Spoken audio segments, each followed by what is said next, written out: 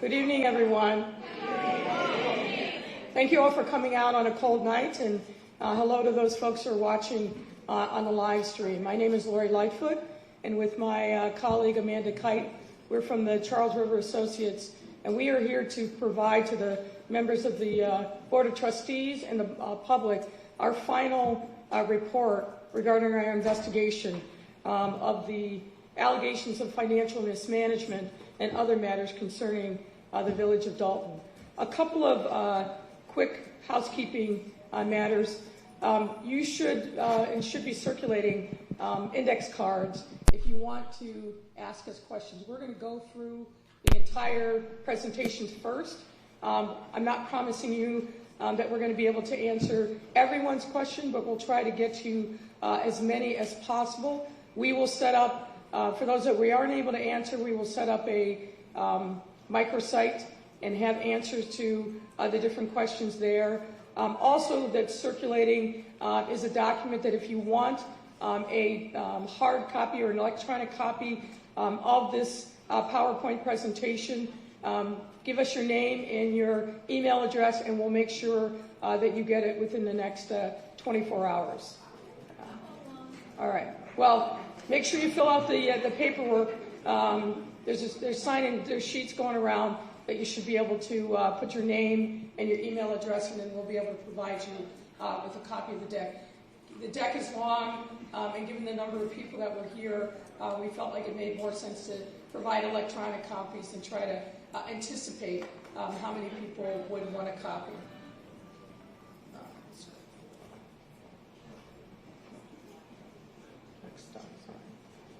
So let me start by saying that, as you know, we began this investigation in earnest back in the spring of 2024 after the trustees overrode a veto of the resolution of hiring us through the Legislative Council. We were tasked with looking into irregularities, allegations of irregularities regarding financial mismanagement by Mayor Tiffany Henyard and others in her administration. And I want everyone to be clear, we are not conducting a criminal investigation. This is an investigation that depended upon witness testimony, that depended upon getting access to certain documents. Next slide. And to be clear, we did not receive total cooperation in this investigation. In fact, we encountered many challenges getting access to relevant documents and information from the very beginning of the engagement. We do not have subpoena power as an independent investigative team, which would have allowed us to obtain materials and cooperation from individuals. The village's personnel policies do not require cooperation with internal investigation. That proved to be a challenge in this circumstance. And a lack of cooperation by some individuals led to delays, limited our abilities and the scope of the work, and ultimately limited the information that we were able to address in the course of this investigation. Despite these obstacles, we made progress in providing information to the trustees and to the public on the true financial condition of the Village of Dolton, along with some other issues. And as a result of that, we're able to make some concrete recommendations, many of which the trustees have already adopted, on how to right the ship, to make sure that there are financial guardrails in the operation of city government, and to provide some other supports that would all be in favor of transparency and good governance. Next slide. For those of you who don't know, we thought it would be important to give just a little bit of background about the Village of Dolton. The village was incorporated in 1892, and according to the most recent census data, the population is approximately 21,426. The median household income is $58,706, and the village is approximately 91% African American. The village has a trustee form of government, which matters under the organization of the Illinois Municipal Code, and we'll talk about that briefly in a moment. The key city employees for the village, aside from the trustees, are the mayor, the village administrator, the director of administration, Director of Finance, and the staff accountant. Now, I'm not going to read everything on this slide. This is excerpts from the Illinois Municipal Code, but suffice it to say that the code really is a set of specific mandates on how a trustee form of government and other forms of government are supposed to conduct themselves. It provides things like there should be an annual appropriation, and ideally that is done in the first quarter of the village's fiscal year. No official can incur debt over and above what the budget is unless there is a 2/3 majority vote by the board trustees. There can't be entering into contracts without a corresponding appropriation. The municipality must have an audit of its financial records annually. As you know, this became an issue, and we'll talk more about that as well. And that audit and other financial information must be filed annually with the comptroller's office, or, as has happened now to Dolton, the comptroller has the ability to force an audit of the financial records. Now, on that point, if you go to the comptroller's office and you look under on their website under the municipal division, there are literally hundreds of municipalities across the state of Illinois who have not filed the necessary financial documents, whether it's the financial report, whether it's the audit, and some of these delinquencies go back years. But soon after we had our report in early August of last year, the comptroller's office suddenly paid attention to the village of Dolton and took notice, while other municipalities across the state have been delinquent in their responsibilities for years. One might ask, why is that so? Next slide. One of the challenges, and we recommend, this is one of our recommendations, is the village doesn't have a codified municipal code.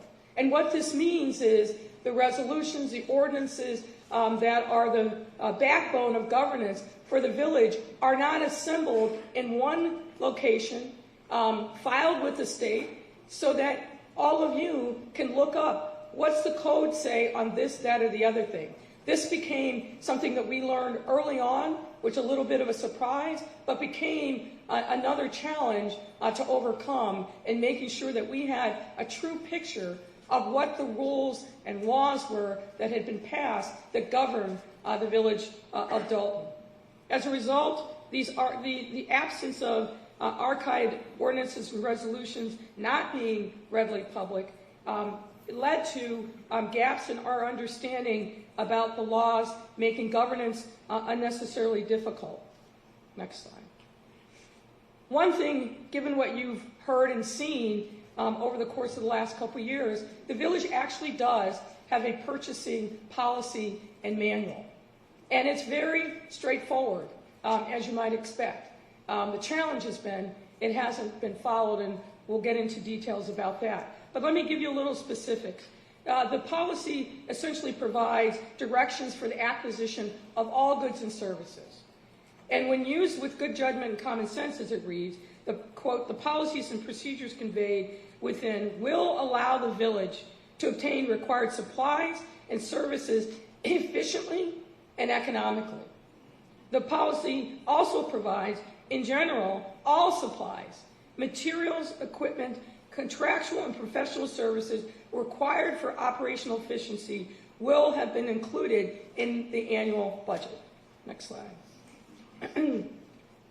There is in this purchasing policy set controls on who can authorize what at what dollar levels. As you can see from this slide, and department heads can authorize spending up to $1,000. Between $1,001 and $5,000, the village administrator can approve. And over $5,000, any expenses for goods or services over that amount must be brought to the village board for approval as set forth in the purchasing policy. The finance department is supposed to have a position called the staff accountant. That person is responsible for centralizing and overseeing the purchase of goods and services for the village, and to determine whether or not an item proposed to be spent that there are adequate funds and proper purchasing procedures have been followed before any monies of the village are incurred.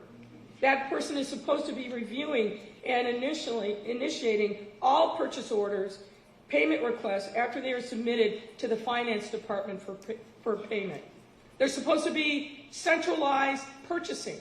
That makes sense because in best practices, you want to make sure that there's not what we call rogue spending going on, and that the village is getting the benefit of its bargain by maximizing its buying power.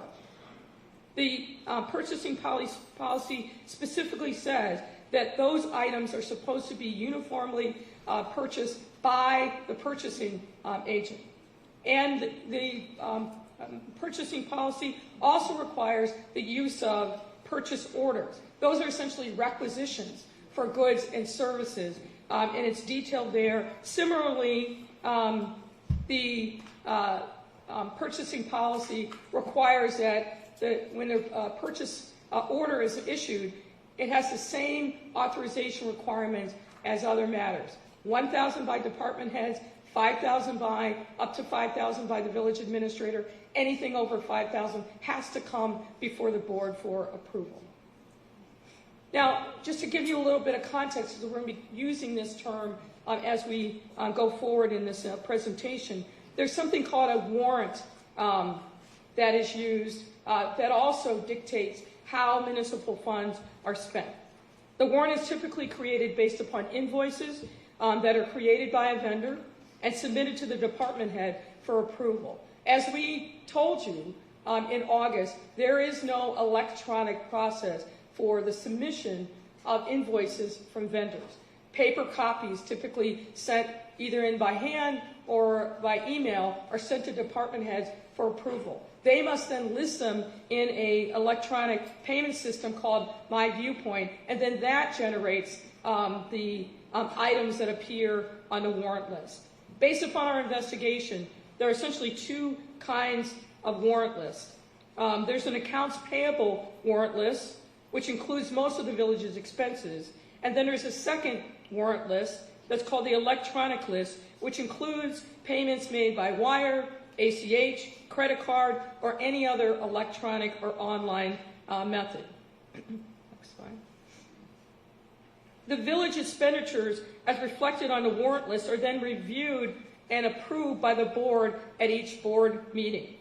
And after an expense is approved by the board, Janice Johnson, who's the Director of Administrative Services, is supposed to prepare a check for signature and payment. However, if Ms. Johnson is directed by Mayor Henyard or someone else, or there are insufficient funds to pay the item on the warrant list, then those checks are held. And apart from payroll, the accounts payable warrant list reflects invoices that have been submitted for approval and payment but not yet paid. And we understand from the John Kasparic accounting firm, which is essentially the outside firm for the village of Dolton, that there are many items that appear on the electronic warrant list that have already been approved before they are presented to the board. Now, next slide.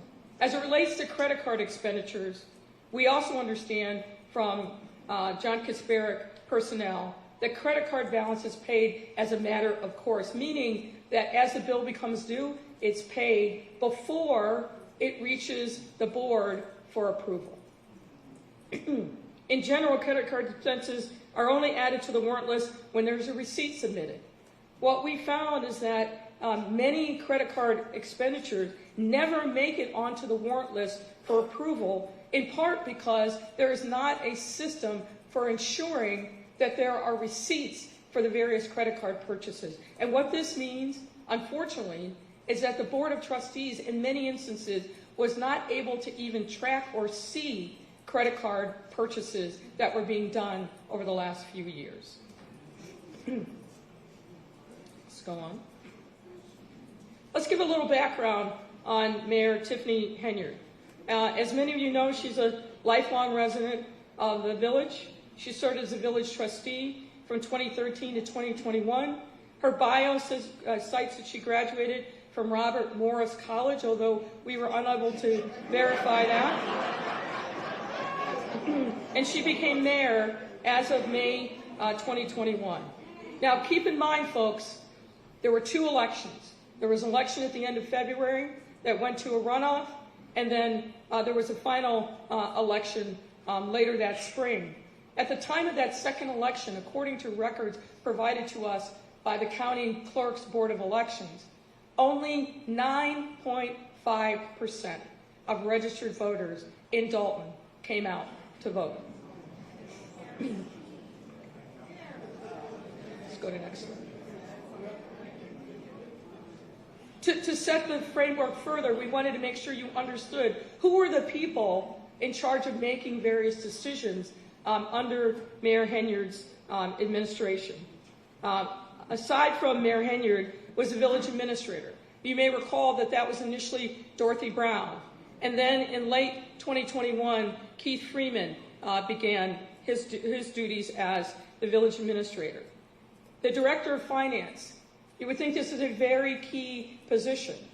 Unfortunately, what we found over the course of our investigation is there are many periods of time during Mayor Henyard's tenure where that position was vacant. At one point, Tangenique Miller fulfilled the role sometime in 2022 on a full-time basis, and then she went to a part-time basis by December of 2023 and worked only remotely. The position has been vacant, again, since early 2024.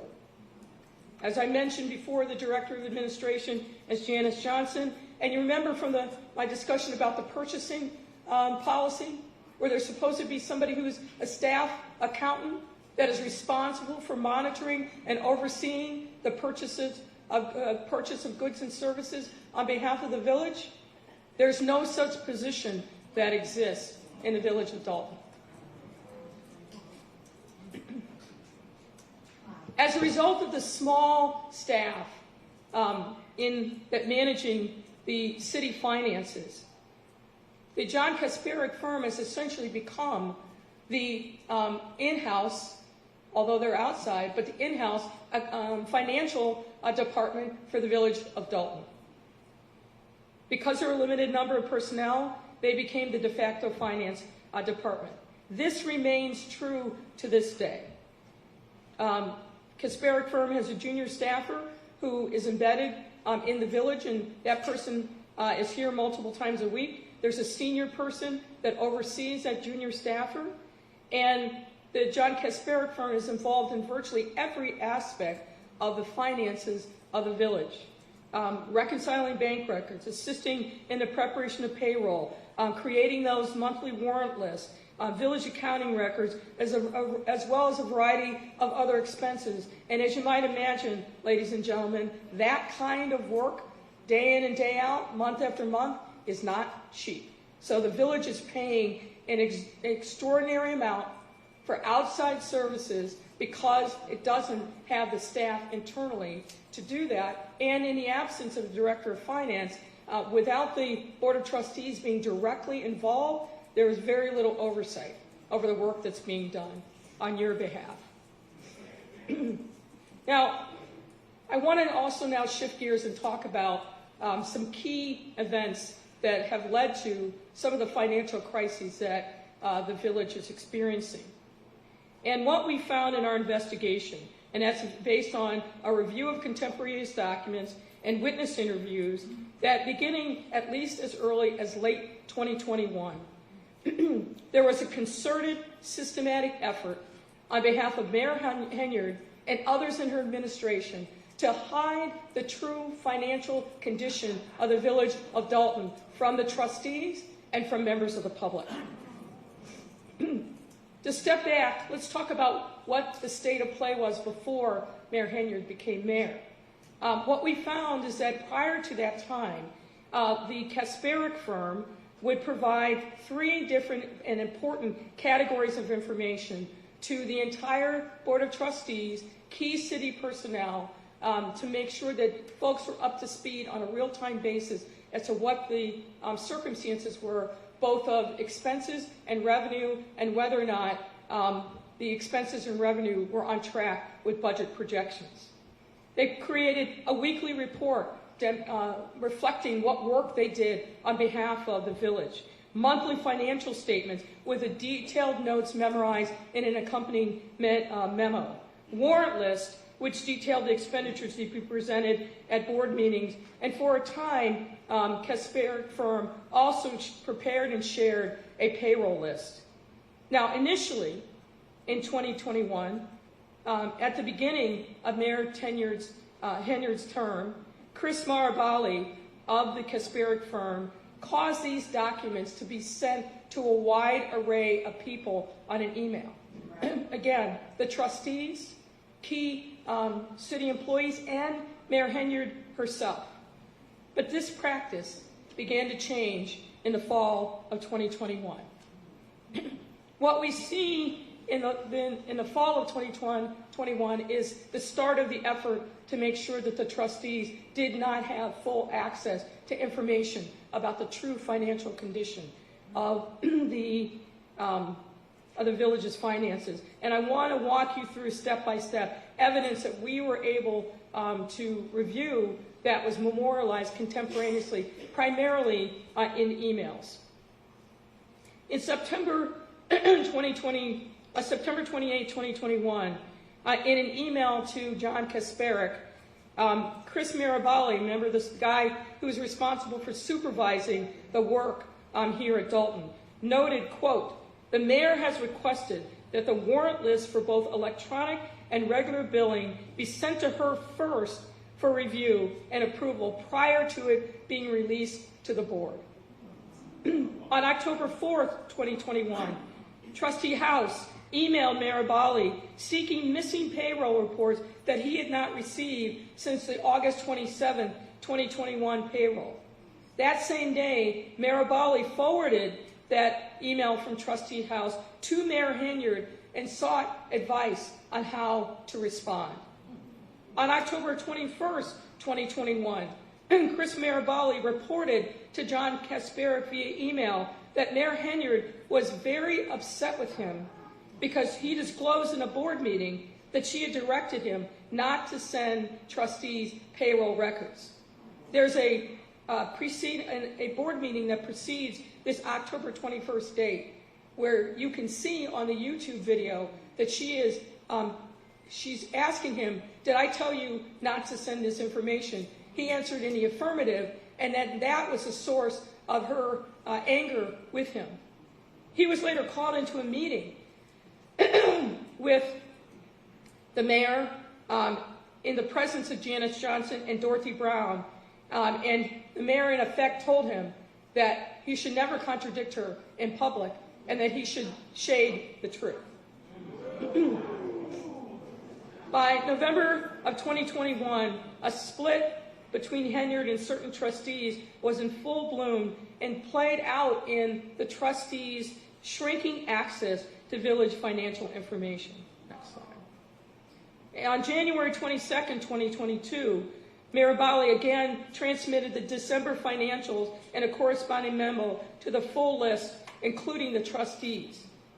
But by February 9th, Trustee Steve sent an email to Marabali and others objecting to not having received payroll reports for approval and saying that he would not provide his consent for approval by the board if he did not receive those payroll records ahead of time. Trustee House concurred in that same email chain. On February 24th, and this is an important date, Marabali transmitted the January financials and the accompanying Miller only to Tanjanique Miller. At that point, the trustees were cut out. On March 9th, 2022, Marabali sent his weekly report to the mayor, trustees, and others. The next day, Freeman admonished Marabali and said, quote, "Chris, please stop sending these emails to everyone. It is a direct violation of the Open Meetings Act. Send this information to Miss Miller and Janice," meaning Janice Johnson, end quote. I can tell you that the mere transmittal of information where there's no actual action being taken is not a violation of the Open Meetings Act. So in sum, by March 2022, the trustees were effectively cut off from receiving regular financial reports generated by the Kasperick firm, which would have provided them with information on the true financial condition of the village, and they would have been able to see at that point that there was a significant increase in expenses, as we reported previously, while at the same time there was not revenue to match those expenses. Now I want to shift gear and talk to you a little bit about FOIA. Now, this is not a FOIA class, so I'm not going to go in chapter and verse. But the bottom line, as many of you know, is that under Illinois law, municipalities are required to keep and produce the records of governance to anybody who asks for them, with a narrow set of exceptions. And that means that the municipality has to set up a process by which people who want certain kinds of information can get that information, and that they have a certain timeline in which they have to provide that information. They can ask for an extension of time. But what they cannot do is simply ignore requests coming in through the Freedom of Information Act. Let's go to the next slide. Now, from May of 2021 through September of 2023, based on our review of relevant FOIA records and witness testimony, there were a significant number of FOIA requests that came into the village. Most of these requests were ordinary type. People asking about particular addresses within the village, people seeking other information. But what we started to see in 21, and then it increased steadily over time, is people asking very specific information about the governance of the village, and in particular, asking information about how money was being spent. At the beginning of Mayor Henyard's tenure, Clerk Allison Key was responsible for FOIA requests. According to Clerk Key, when a FOIA request would come in, she and her team would review it, then they would send it to the relevant department. There were FOIA liaisons in each department, and it was their responsibility to look for responsive documents and then provide them to Clerk Key so then she could respond to the FOIA. The increased number of FOIAs over time posed a challenge given the limited resources that were devoted to FOIA. So what we saw is a very small staff, very few resources, and an expanding number of FOIAs that came in. There were not sufficient resources to be able to meet that rising interest in the governance of the village of Dolton. Now, there were many allegations that we received that Mayor Henyard ordered village personnel to simply stop responding to FOIA. We were not able to verify those allegations, in part because village employees who reported directly to Mayor Henyard did not cooperate in our investigation. However, in April of 2023, trustees passed an ordinance intended to get the FOIA process back on track. And that ordinance read in part, quote, "Whereas the Board of Trustees finds that the village has experienced an insurmountable backlog of FOIA requests due to failures of village staff to respond to requests for information from the FOIA officer at the instruction of the mayor and her village administrator." The trustees obviously believe that that's precisely what had happened, which is that the mayor had instructed people within the departments not to respond to FOIAs. Now, despite the passage of this ordinance, the FOIA process didn't improve.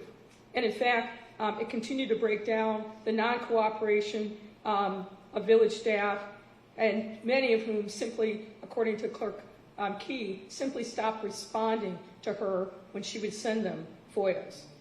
And as a result, you know what's happened. Some of you, I'm sure, experienced it directly when you filed FOIAs. There were appeals made to the Attorney General, and in some instances, people simply filed suit.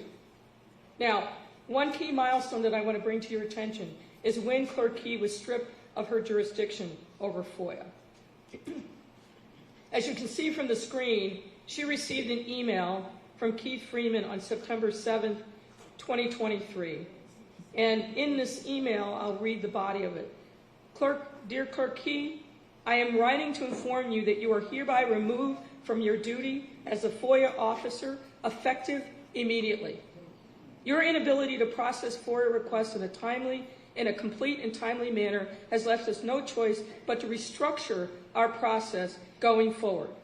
The village has redirected FOIA officer duties to another party, and as such, your services are no longer needed. I have advised all department heads of the change. Now, I want to be clear that Clerk Key denies the various allegations in Freeman's email. But I want to lift up a couple things that I think are notable about this email in particular.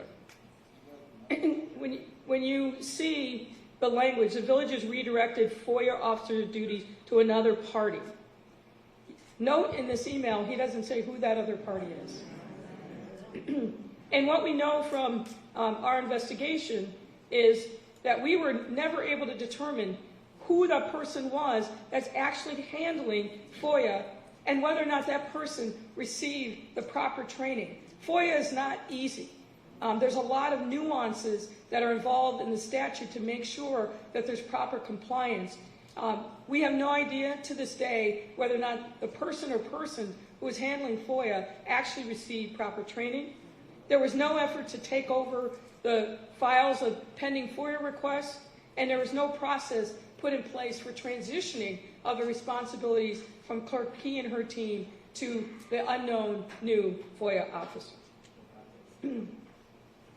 There's plenty of evidence, and again, I think you all have experienced it firsthand, that after Clerk Key was removed of her responsibilities over FOIA, the FOIA process didn't get better. If anything, it got worse. And these issues continue to this day. Now, let's shift gears, and we're going to talk about financial management concerns. There was an opportunity for the village of Dolton to take advantage of a $5 million appropriation that had been put in place from one of the state legislatures on behalf of the village of Dolton. And this was in the state fiscal year 2023. However, that appropriation, for some reason that we were not able to ascertain, was never taken advantage of, meaning those monies never came into the village of Dolton. So $5 million that could have significantly helped the financial fortunes of this village got recycled and went elsewhere, but never came to the village of Dolton. I want to talk to you next about the American Rescue Plan dollars and funding that came to the village of Dolton.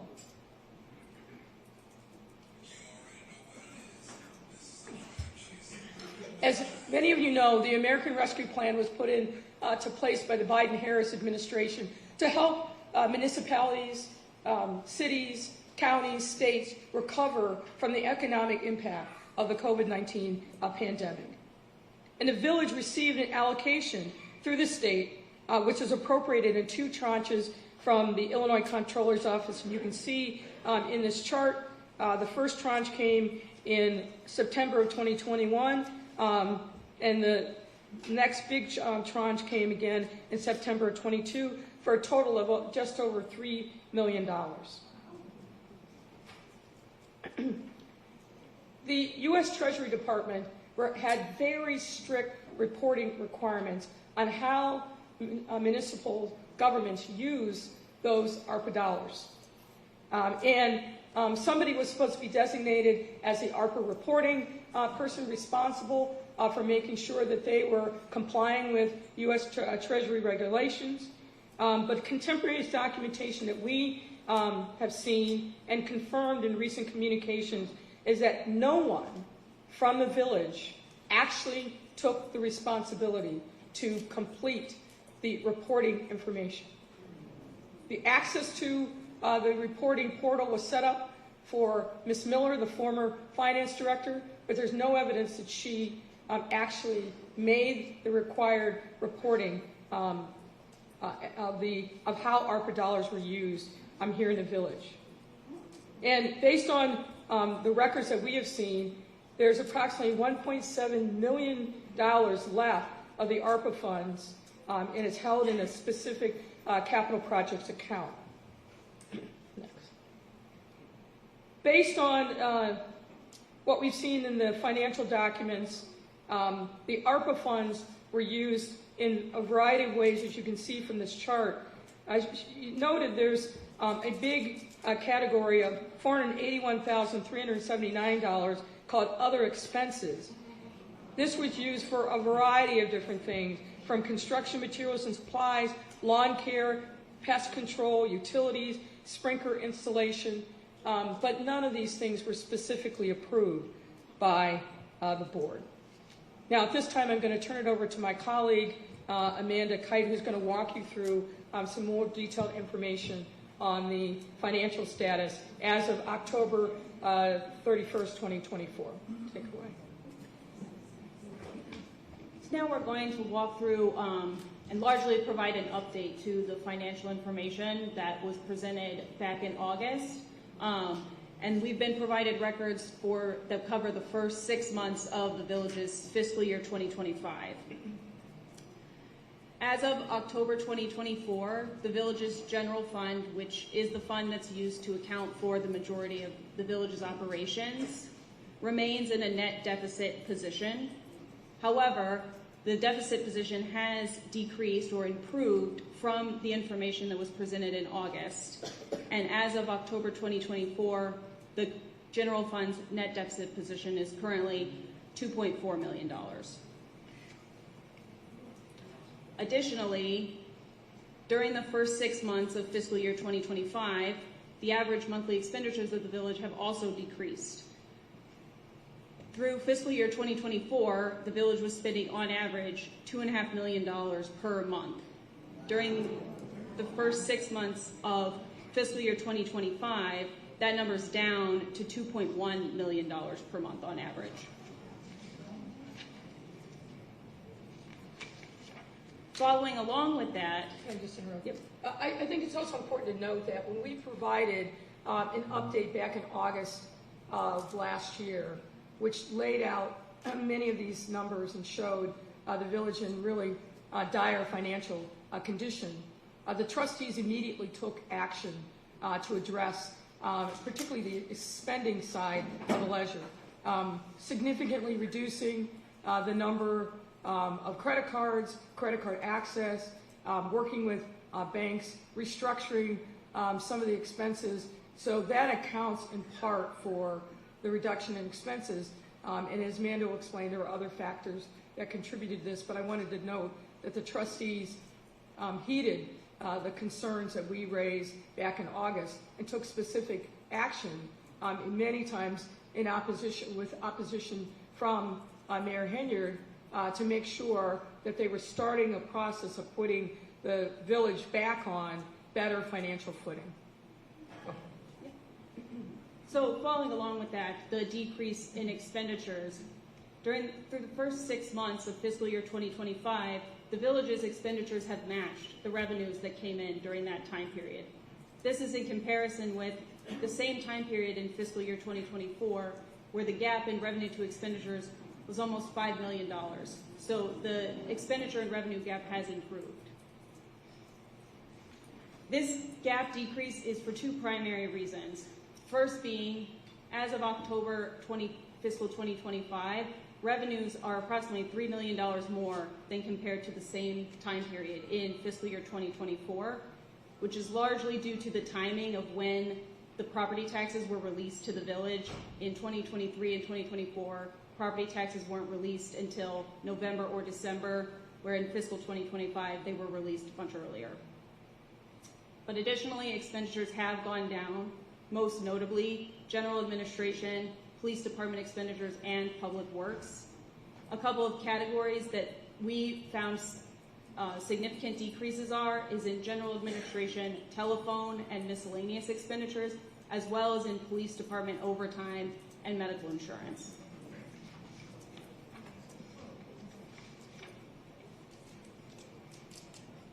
The village's cash balance has remained generally the same since the information that was presented in August. As you can see from the chart, as of May 2024, the general fund had an unrestricted cash deficit of almost $5.7 million. As of October 24, that amount is a deficit of around $5.5 million. And this deficit includes the amount of held checks that the mayor discussed previously. Those are reflected in these deficit balances. Regarding those held checks, as we presented in August, since March of 2023 and nearly every month since then, a portion of the checks that were approved and printed have had to be held. As of June 18, 2024, this was 589 checks that totaled over $6 million, which were approved but had not yet been sent to vendors. Since the August presentation, we've requested but had not been provided an updated listing of the current status of the village's held checks. However, we've been told, though not able to verify, that the current amount is still in excess of $5 million.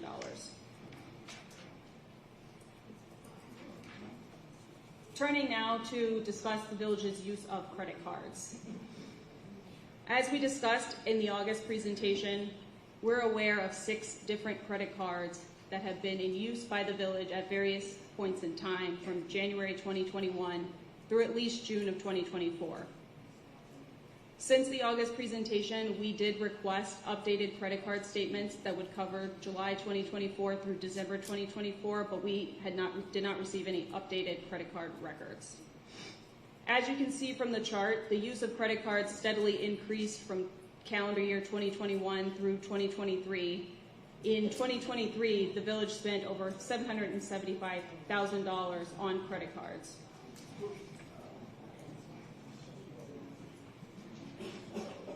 As the mayor earlier discussed, oftentimes credit card expenditures have no accompanying receipts. And the credit card statements alone provide limited information about the credit card purchases. Given this overall lack of available documentation, it is not possible for us to ascertain important information about the village's credit card use, such as who made the purchase, was it an approved purchase, and what was the government purpose. This type of additional information is necessary to perform a complete investigation of the credit card use and to draw any conclusion about any individual purchase. That being said, through our investigation, we did identify certain categories of expenses that stand out, which the village may wish to pursue additional information to further understand the nature of the charges. For example, from 2021 through June of 2024, village credit cards were used for over $171,000 in travel-related costs, things such as airfare, excess baggage fees, hotels, meals, rental cars. There are over $51,000 spent at local area restaurants, as well as expenditures at retailers such as Dick's Sporting Goods, Best Buy, Wayfair, Walgreens, Apple, and Walmart. Now, some of these expenditures, but not all, are reflected on the electronic warrant lists that we were provided and reviewed.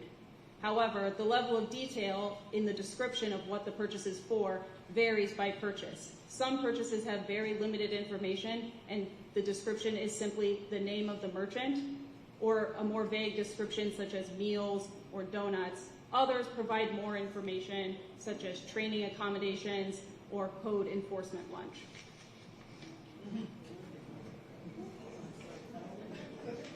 One area in our investigation where we were able to obtain detailed purchase information relates to Amazon purchases. The vast majority of purchases made by the village on Amazon were paid for with village credit cards. From January 2021 through June of 2024, the village spent approximately $218,000 on purchase from Amazon using village credit cards, the largest spending of which occurred in 2023. Now, the vast majority of the purchases on Amazon do appear to be for routine items such as office supplies, office furniture, and supplies for the police department. And the Amazon order details show that these orders were delivered either to Village Hall or to the police department. Additionally, many of the largest purchases on Amazon, 3 of which we identified in the August presentation, were related to materials or supplies for the skating rink. This includes $5,099 for artificial ice tiles, $33,000 for artificial ice tiles, $5,600 artificial ice tiles, $4,700 artificial ice tiles, and then $3,700 for ice skates.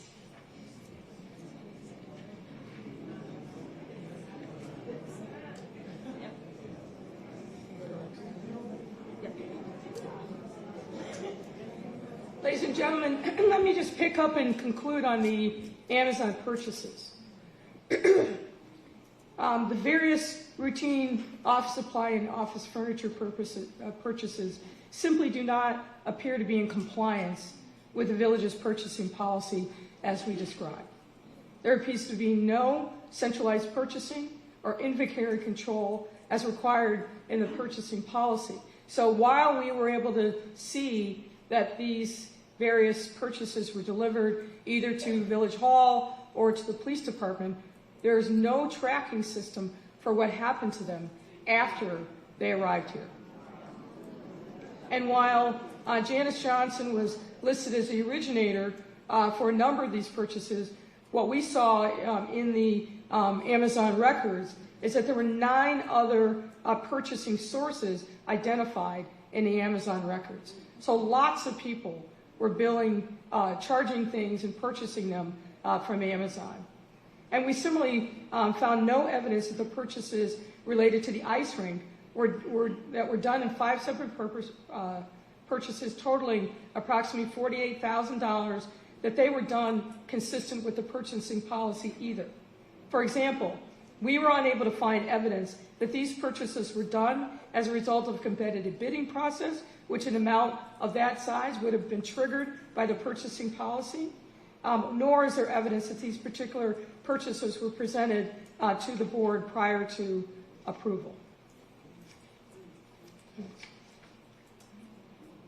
As you will see, one of the recommendations that we're making to the board is to institute a written policy for performing background checks of prospective village senior and key personnel. There are 3 personnel that we call out on this slide, and based on our investigation, these and other individuals either working for the village or proposed by Mayor Henyard to assume key roles have issues in their background that likely would be disqualifying if they had been properly vetted. Now, I want to go through some of the consequences, because of course there has been consequences of all the things that we've already talked about. You can't have a situation where there are no financial controls, where the trustees are systematically excluded from finding out the true nature of the financial condition of the village, where there's a routine process of exceeding the amounts of revenue with expenses, some of which may or may not be for a legitimate government purpose.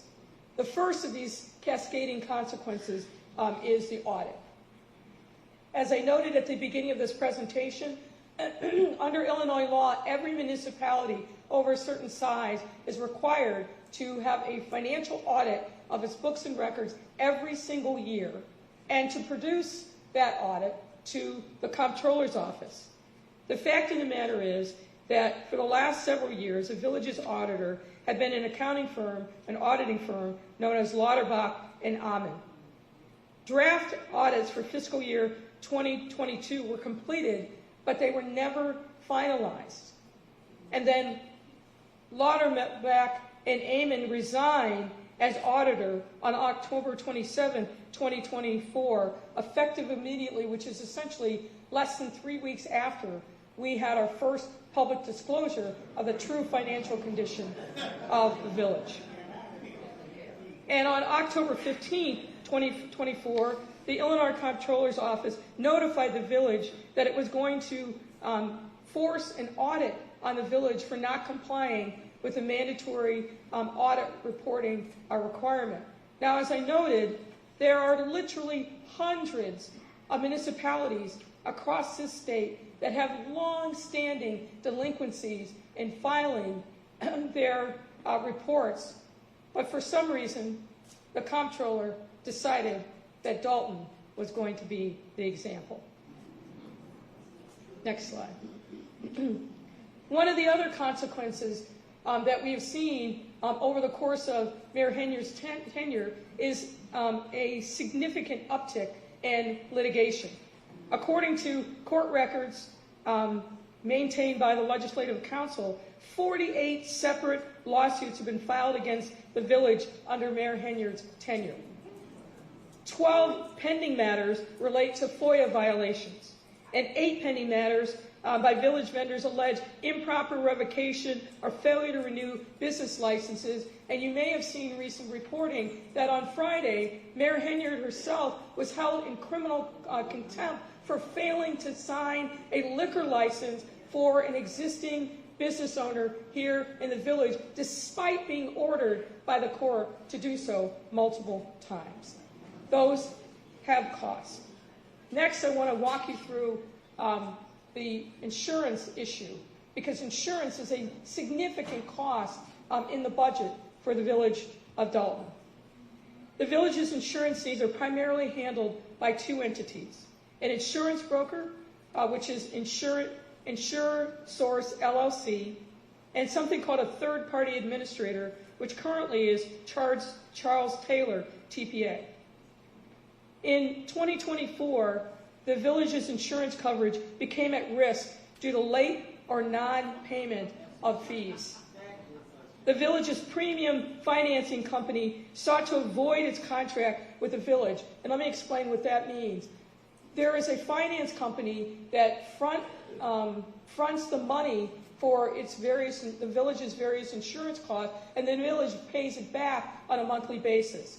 But because of non-payment, that finance company walked away from its responsibilities and said, "We're not going to we're not going to finance any future funds to the village to pay its insurance." That created a bit of a crisis.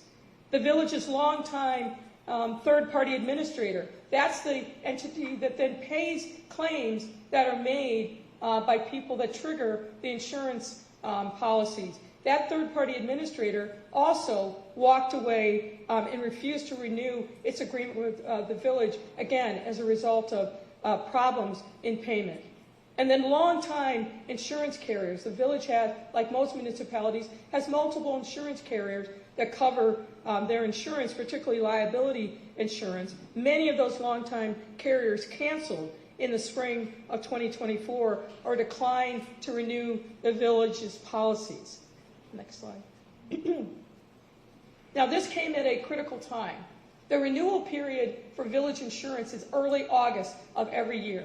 Typically 60 days before that time, the insurance broker will start negotiating, renewing terms of coverage with the various insurers.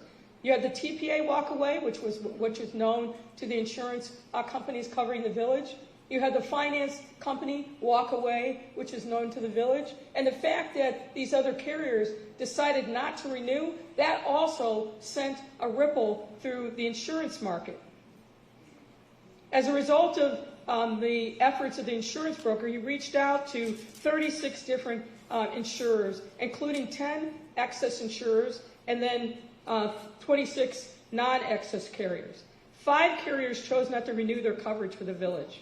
13 carriers declined to quote coverage for the village, meaning they weren't even interested in providing a quote, and 1 carrier simply didn't respond. And of the excess carriers who provided a quote, they set their threshold for coverage very, very high. 2 set it at $25 million, 4 set it at 10, and 2 at 5, and 1 declined, again, to quote any coverage. Now, the village was eventually able to obtain coverage for the 2024-25 period. However, there were 2 important concessions that the village was compelled to make in order to make sure that it had insurance coverage from August of 2024 to August of 2025. As you can see from this slide, the village was compelled to pay more for less coverage. We have here a kind of side-by-side comparison of what the coverage was under general liability, law enforcement, public official, and auto liability. In the preceding year, the coverages were almost equal at $11 million. But as you can see, in the current coverage period, there's a significant decrease in the amount of insurance coverage that the village now has to handle whatever liability issues may come up. The other significant concession was that the insurance carriers refused to cover Mayor Henyard. As you can see in the third bullet, there's a quote directly from the insurance policy. The insurer covers all elected officials, provides that as a separate part of its coverage, but specifically in writing excluded any claim made against any insured which is brought by, on behalf of, or against the following entities or individuals, and that is Tiffany Henyard. And the emphasis here was in the original. This coverage exclusion regarding Mayor Henyard also applied not only to the general liability policy, but also the law enforcement policy. Now, there are implications for the village given the cancellation of coverage for Mayor Henyard during this coverage period. Mayor Henyard will have to pay for all defensive costs related to her out of pocket, or the village could decide on its own to pay for her coverage, but it won't be covered by the insurance carriers. Now, Mayor Henyard would then be responsible for any judgments, settlements, or attorney's fees rendered against her personally, separate from the village. And there's an open question as to whether or not Mayor Henyard will participate in litigation that she has to pay for herself, and what that would mean for the village if she simply defaults, meaning doesn't show up, doesn't participate in ongoing litigation. So the absence of coverage has significant implications for the village and for the taxpayers of the village of Dolton. Other implications. The fire department. After 2 years with no resolution of a contract, finally in the fall of 2024, Legislative Council was able to reach a collective bargaining agreement with the fire department union, which a majority of the board approved over Mayor Henyard's objections. The village is currently in negotiations with the police department, but the challenge with that, negotiating that contract, is without audited financial statements. And you remember we said there's been no audit of the financial statements since fiscal year 2021. It's difficult for village negotiators to be able to project what revenues are going to be coming in so they know what a fair salary and compensation would be. Now, as we're winding down here, I want to cover quickly some other remaining items that I know are of interest to the public. And let's talk for a minute about the Las Vegas trips and the allegations against Trustee Holmes. There are actually 2 trips, one in May 22 and another in May 2023, where Mayor Henyard and a large delegation went to an economic development convention in Las Vegas. The convention was called Recon, and that was put on by the International Council of Shopping Centers.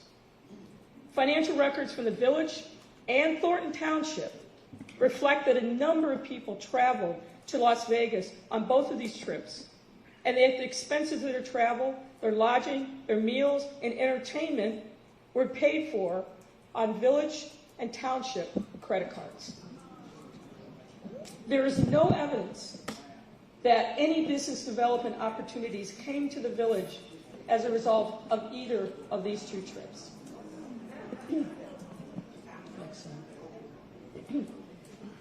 You are all aware of the fact that there are allegations against Trustee Holmes as a result of contacts between him and a former village employee on the May 2023 Las Vegas trip. We're not going to go into chapter and verse on this because we are not a criminal investigative authority.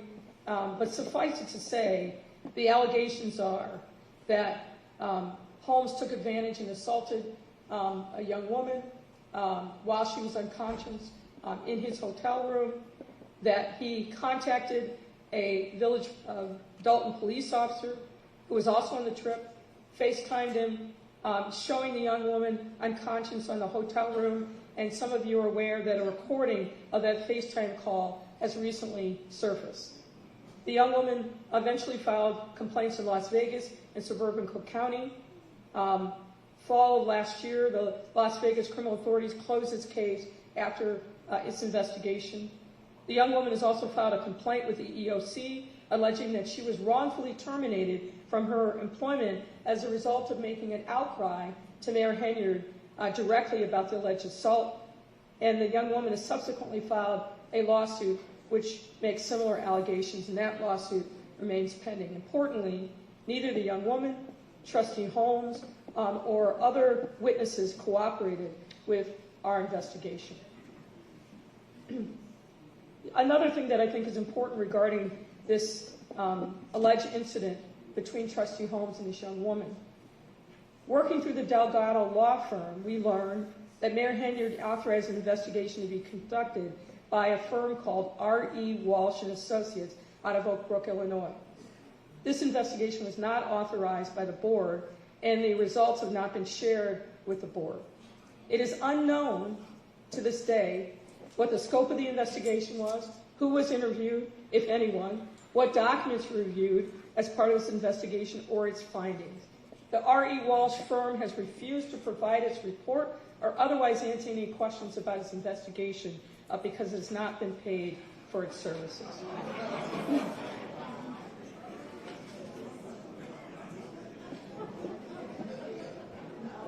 Let's talk for a moment about Thornton Township. In the course of our investigation, we received a lot of information that there was significant use of Thornton Township funds to cover expenses for the benefit of the Village of Dolton. Similar to the lack of cooperation in the village, personnel under the control of Mayor Supervisor Henyard, we face obstacles obtaining documents from Thornton Township. We therefore are not suggesting, we do not have a complete picture of a variety of the allegations against Mayor Henyard and others in connection with the operation of the township. Nonetheless, we received some information to determine that a similar pattern of financial operations existed at the township during Mayor Henyard's tenure. For example, credit card use. We were able to review records from May of 22 through October of 22, June of 23 through, January of 23 through June of 23, and January of 24 through June of 24. Obviously, not a complete set, but detailed records. Some of these records, excuse me, were heavily redacted. They look like the CIA put the documents through their censors. So it made analysis somewhat difficult. But we were able to decipher some of the records.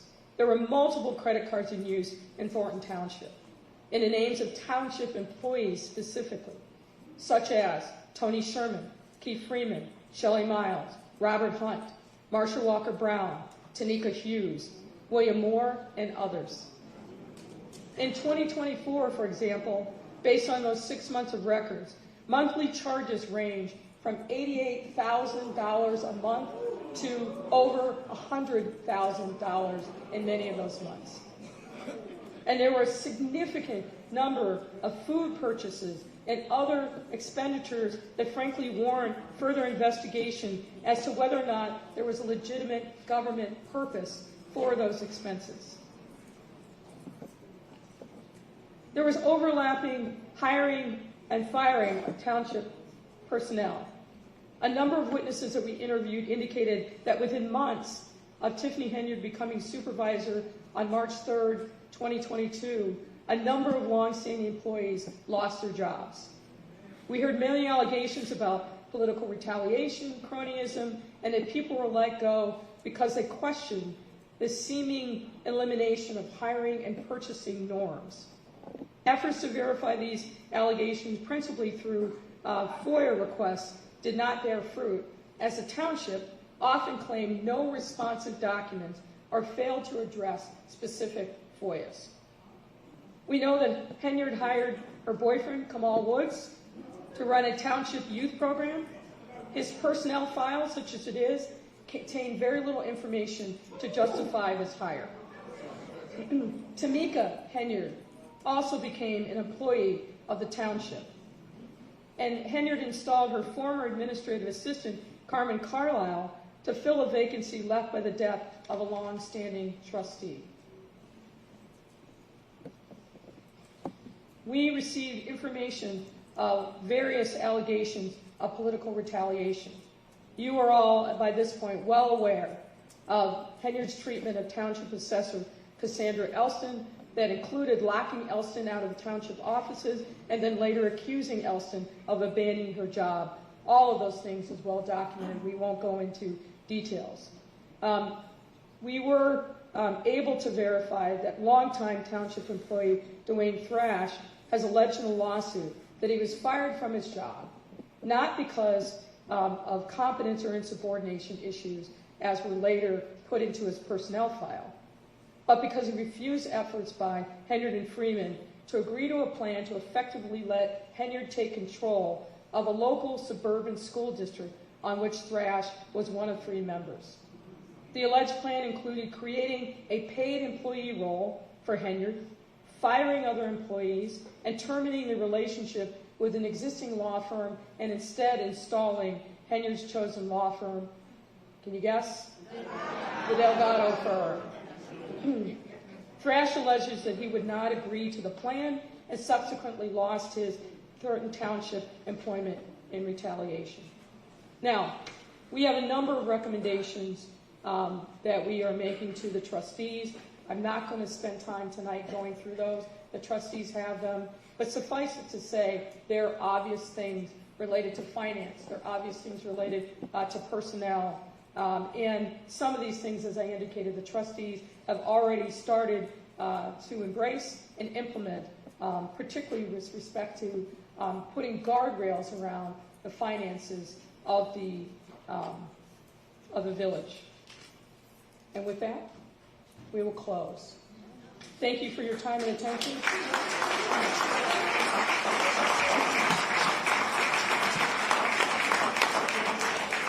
Now, as I said at the outset, we have passed out index cards. If you have questions written on them, pass them forward, and we will entertain some questions. Can members of the Park District staff perhaps help us collect some of these cards and bring them forward? If you have a card, hold it up in the air, and somebody will come by. Maybe pass them forward to the front. That's probably the easiest thing to do.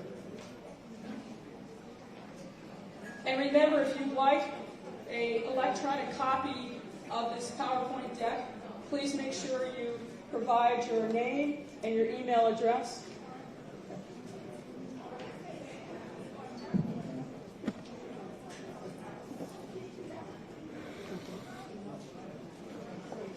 Come on up, ma'am. If you've got questions, please pass up your index card. We'll try to get to as many as we possibly can.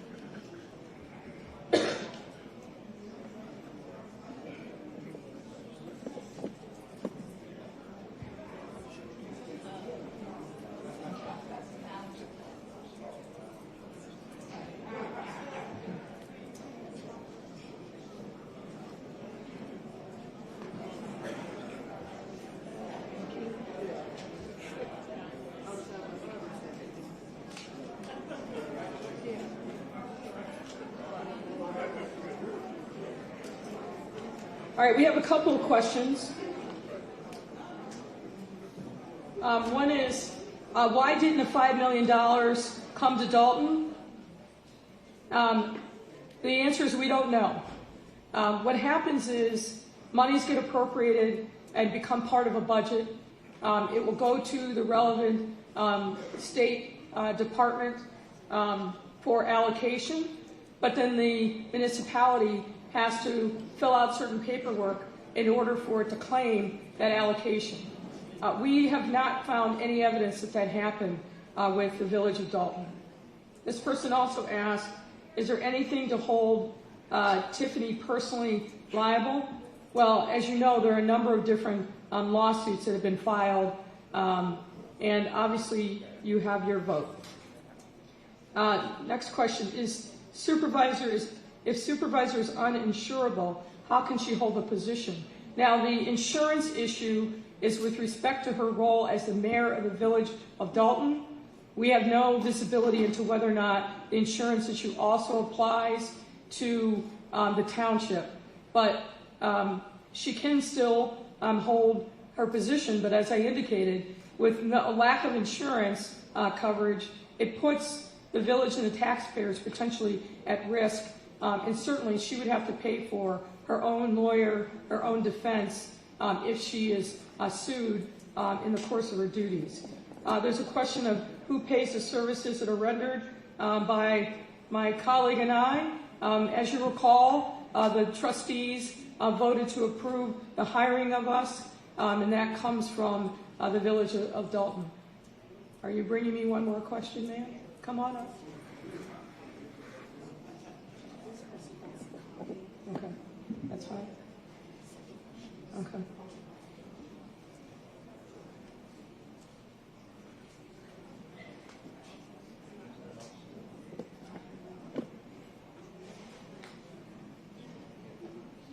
There's a question that whether the village will be able to get federal or state funding to bail us out of this mess. And the answer is, I think that's a matter that the trustees are actively pursuing. There's a question, have all of your findings been given to the FBI and any agency concerned? Maybe we'll all turn and wave to our friends in the federal government who are surely watching this live stream.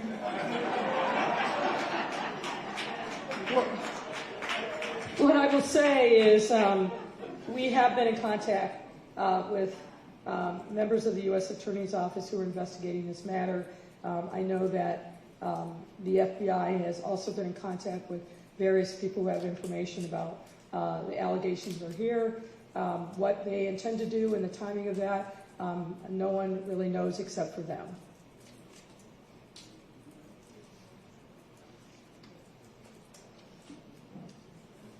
Let me just sort through and see if there are any other questions.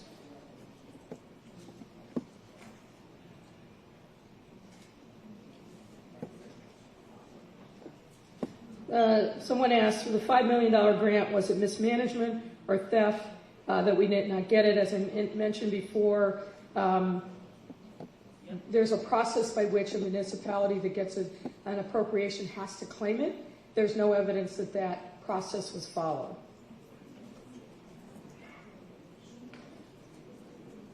There's a question of when can vendors expect past due payments to be handled. I'm aware that the trustees are working diligently to try to work through the number of vendors who are owed goods and resources, but recognizing that village resources are tight. There's a question of how much money is owed to credit cards. I think we covered some of that in our report.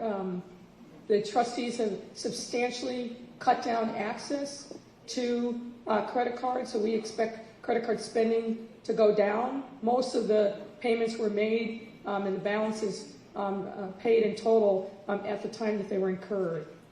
And there's a second question, is Tiffany going to be held responsible to repay the money spent on the ice rink?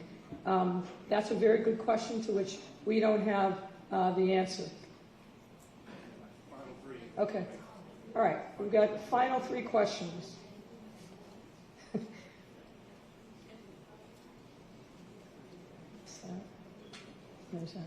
All right. Actually, final question. The others were request to get a copy of the PowerPoint deck. How many laws have been broken? Good question, but impossible to quantify. Thank you all. Thank you all for your time and attention.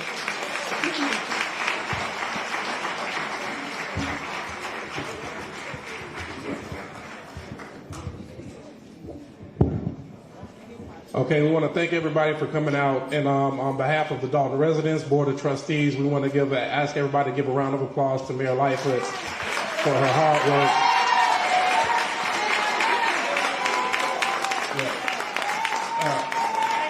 We were working diligently. This has been very critical for us to start to get a picture of what's going on so we can begin working on that. So Mayor Lightfoot's influence has really been tremendous on us getting on the right path. You know, one thing that I wanted to make sure that I mentioned, there were a significant number of folks that didn't cooperate in this investigation, either because they were scared or they chose not to.